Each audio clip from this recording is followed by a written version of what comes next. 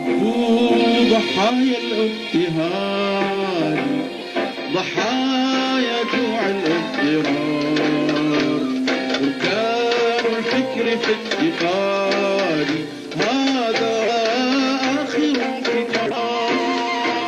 هبوا ضحايا الاضطهاد، ضحايا جوع الاضطرار، ركاب الفكر في افتقاد، هذا آخر انفجار.